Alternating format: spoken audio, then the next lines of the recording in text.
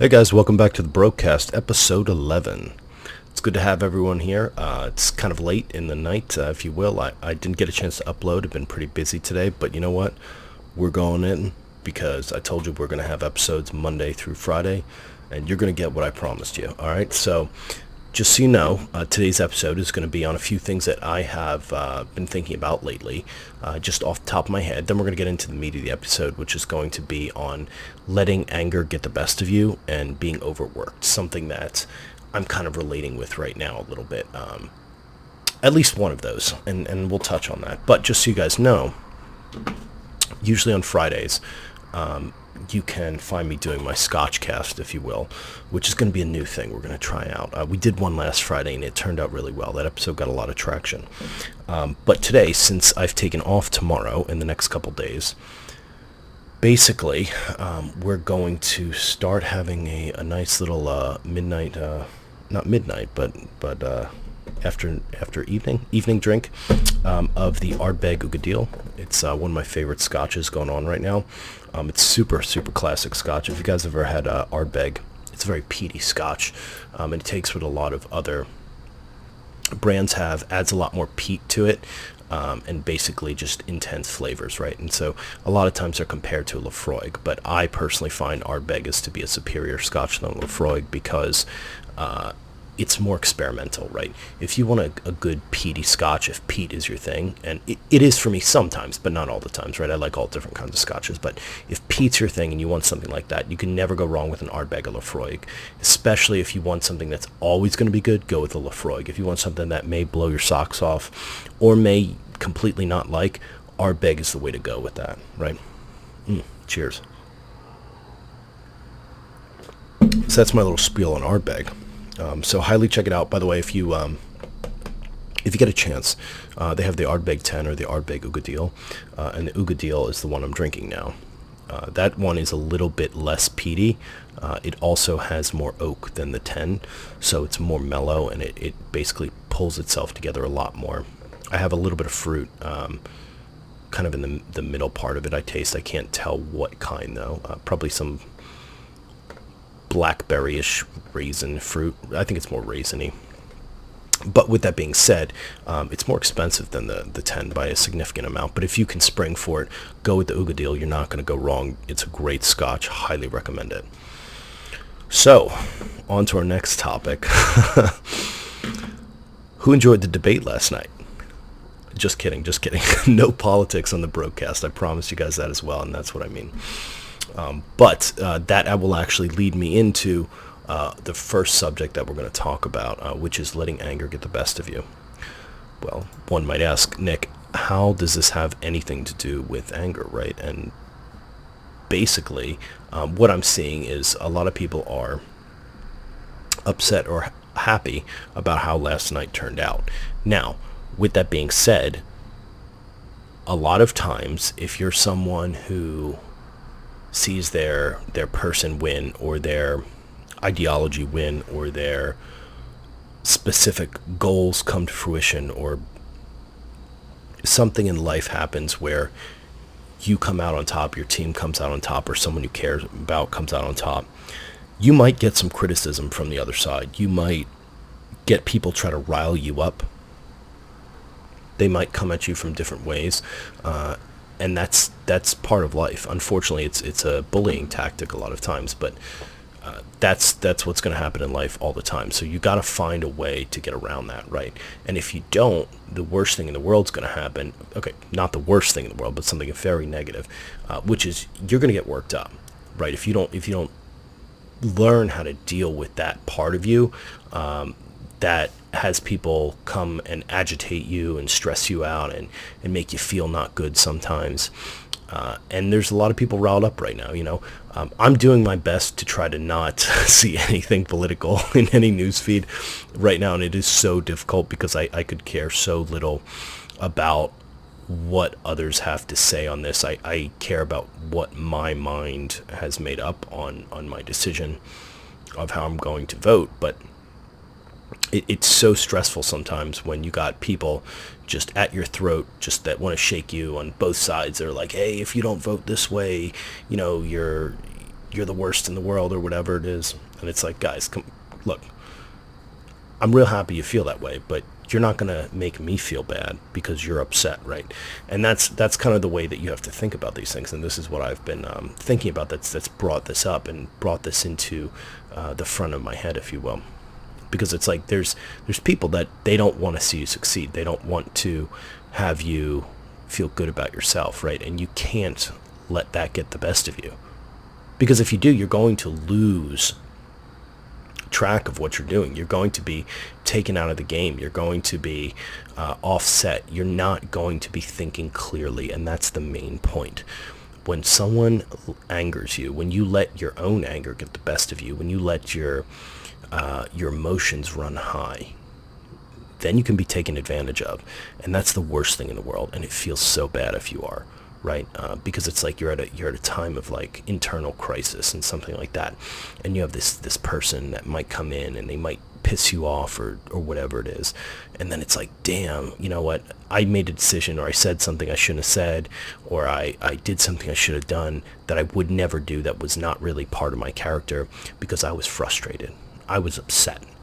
I wasn't thinking clearly. And it's like, yeah, that's what happens. That's why you got to think clearly. You've got to take a step back. And it's like, this is something that affects everyone. No one's immune to this. It's just part of being human, you know. You're going to get stressed out every day. You just got to learn how to take that in, take it under consideration, or don't. Just throw it out completely. That's completely irrelevant, right? But what happens is you get these people that they're going to stress you out, and so you got to find a way to get over it almost. And I know I don't like saying that, because getting over it is in a lot of cases a negative way to go about things. Some ways it is positive, but a lot of times it can be negative, right? But if you don't find a way to get over what someone says, ignore it maybe, take it into consideration, or just completely kind of, you know, if it's a hard pill to swallow, sometimes you got to go for it, then you're not going to be doing the best you can. And it's going to impact you in so many different ways in life. And it's unfortunate because it's such a prevalent thing in society where people get angry and they make very poor decisions when they're angered. You just can't let your anger get the best of you. You can't let your stress take control of who you are. You're in the driver's seat of your own body, of your own persona, of who you are. That's your power. That is what you put out in the world. It is your whole conscience that you have to control, that you have to be the master of. And you can't let someone take control of that, because then they're taking control of you. And to me, that's like giving away a part of your own humanity.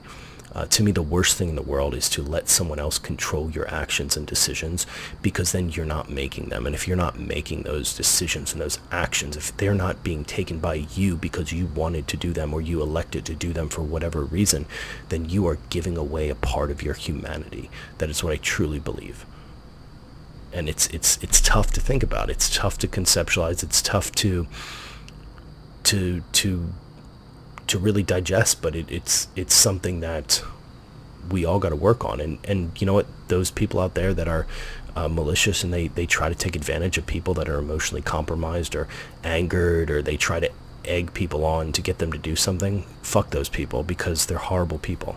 They're bullies. They're brash. They're not right. And they're not promoting a message of love. And it's like, that's what you don't want to be in society. It's as far low as you can go. Now, that's not to say that others shouldn't, you know, obviously take control of their emotions, and they shouldn't always get so worked up. But that's a moot point. That has nothing to do with it. It's like, if someone is frustrated, the best thing you can do, and this is great advice as well, like if you are maybe someone who controls your emotions better, who doesn't get so worked up over things of what happens, and you see someone like that, give them a little space, you know. Don't try to talk to them when they're in that heightened sense, when they're in that heated state, when they're not thinking clearly, because you're not going to get a good response. And if you do, even if it's the response you wanted, you're probably taking advantage of them, and that's not healthy. It's not good, you know. But if you see someone like that and you have clarity of mind, take a step back. ask them if they need anything, or potentially just give them space. I mean, I think giving them space is probably the best idea, the best course of action. But once they cool down, then you can talk to them. Then you can potentially have that conversation about, hey, you got out of line, your emotion was running high or whatever. This is something I've noticed, but it's got to come from a place of love, obviously, because a lot of people, they don't know that they get worked up over things, and it's a big gap that if perhaps they were shown or explained or brought aware of, they might be able to cover that better. But it's such a thin line of criticism and a place of love that you have to come from, that it's kind of a dangerous conversation to have, especially if it's someone you care about, because they can definitely flip the switch and think that you're trying to attack them for being who they are, and that's exactly what you don't want. So be very careful about that. In most cases, all cases tread lightly, but in most cases, it's probably not a good idea to do that unless you think that you have the ability to come from a place of love, and it's someone who cares about you and cares about your opinion, and this is the most important part, are open to receiving that feedback. And that's when you can start broaching that subject to say, hey, maybe you got out of line a little bit because your emotions were running high, and you got to level set with them and say, hey, look, it happens to me all the time too, because, by the way, this happens to everyone in the world, so don't think you're immune to it. No one is immune. Just some people are better at dealing with their own inhibitions and get worked up a lot less, but no one is immune to this. So, you recognize that it happens to everyone, and you want to kind of show them that it's okay that it happens, but you just got to work to make sure it doesn't so much in the future. So that's kind of it about the whole letting anger get the best of you. And to tie that back to what I first said, it's like, whatever happens currently, whatever's in the news, it is better to take a step back always than to shoot from the hip, because there can be a lot of collateral damage from that if you do that, and a lot of things are hard to take back once they're out there. So never forget that specific statement, I suppose. Such a brilliant scotch. Now, into my final topic for tonight is being overworked. Aren't we all overworked? I sure as hell know I am. Some of us are a little bit of a glutton for punishment, I suppose. And I think this comes from my background in consulting, but a lot of consultants out there, if you're listening, you guys are definitely gluttons for punishment. No way around that at all. With those crazy long hours that are generally unnecessary most of the time if contracts are scoped properly. But that's another topic for another time. Maybe we'll get into some consulting stories. That'll be fun. I'll lift the veil behind what actually goes on in corporate America. That's going to be definitely a fun podcast. Definitely want to catch that one when I do that one. But being overworked, right? It's a big thing. It happens to a lot of people in the United States specifically, and definitely around the world too. So don't get me wrong, but in the United States, the tendency to never take vacation, to never relax, to never take time off is kind of the culture. And I'm not saying it's not around the world as well. I'm just saying it's so prevalent in the United States that a lot of times companies offer unlimited vacation because they know insidiously that employees are actually going to take less vacation when it's unlimited. Now, you will have the fringe employees that are just blowing up the vacation amount and they're just never at work, but that's so far and few in between, and that's so statistically rare that the option to allow for that and allow a few employees to take all the advantages while most of the employees won't because they're generally hard workers makes up for it in the end. So don't think, by the way, and this is a side note again, I promise we're not talking about consulting, we're not talking about corporate America so much, but don't think that any decision a company doesn't make is not in their best interest, because they're not going to make it if they're not going to make money in the end. That's what you got to tell yourself, and that's what you got to understand. These companies, they don't operate like you think they do. That's not how everything works behind the scenes. But with that being said, back to what I'm saying. So in America, we don't take vacation a lot. I mean, if you look at some of the statistics, like our folks here work longer hours in general on average than most other countries, and that's not a good thing, right? It's not healthy. It's not good. We have so many people here that are stressed and have anxiety and suffer from depression, suffer from obesity, suffer from so many different ailments because they spend so much of their time working. I mean, who doesn't see their children, their spouse, their girlfriend, their boyfriend, their parents, their sisters, their brother, their family, because they're just spending all these hours working. They're not working on themselves. They're working for someone else, right? And we have this culture here where it's almost, it makes companies and people around you, they make you feel guilty for taking vacation. It's so toxic, and we got to break that down. We got to stop that. We got to encourage vacation. It's what keeps you fresh, and there's a couple reasons why it's so important. It's because once you have time to reset your mind, to reset yourself, to center yourself, as I talked about in one of my first episodes, it's going to make you clearer, cleaner, more able to accomplish the task at hand. So even if you're doing the thing you love at work every single day and it excites you and you're ready to go, taking a vacation is going to bring you up to another level. It's going to give your mind time to reset and relax.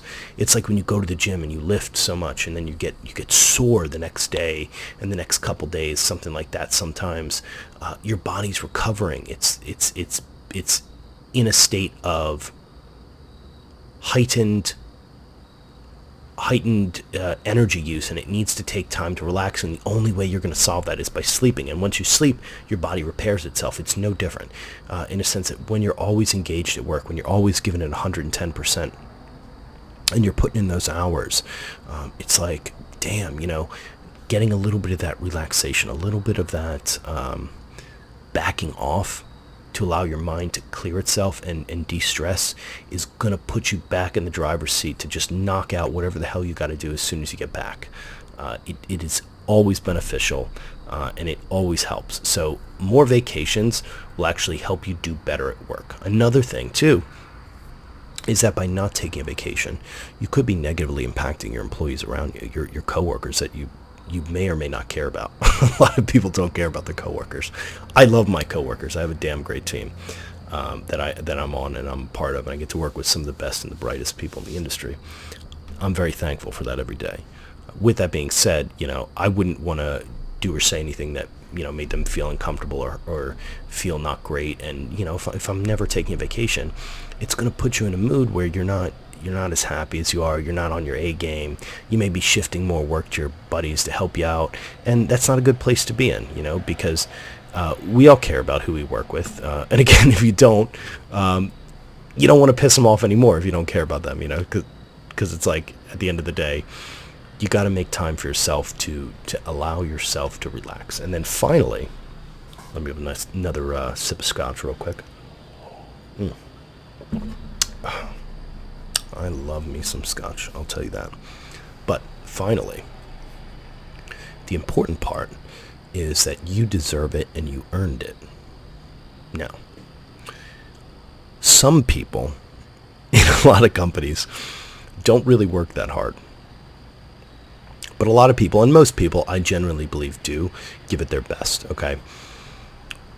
We are offered vacation because it's a benefit our company offers, okay? By not taking vacation, you're literally burning money. You're literally telling companies, I'm not worth it.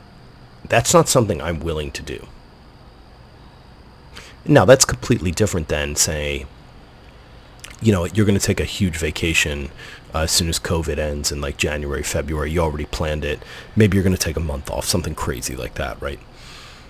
Well, with that being said, maybe it's okay to, if your company allows for it, pull that vacation and allow it to accrue over to next year. But you don't want to lose it, right? So like if your company doesn't allow vacation to be transferred, take it, set the time, set the dates. And even if that's not the case, right, and you have no vacations planned. I mean, I have a few planned, but we're going to keep those a secret right now. I'll tell you about those a little bit later. But if you don't have any vacations planned, you still have days left before the end of the year, Go to your calendar. Do it right now. As soon as you're listening to it, as soon as you're listening to this podcast, go to your work calendar, put in for PTO, time off, whatever it's called in your company, and just set some days, right? Who wouldn't like the random Friday off or the random Monday? You know, Mondays are really the secret. See, people work a lot less harder on Fridays a lot of times, I find. But if you take off Monday, then you don't have to get up Sunday.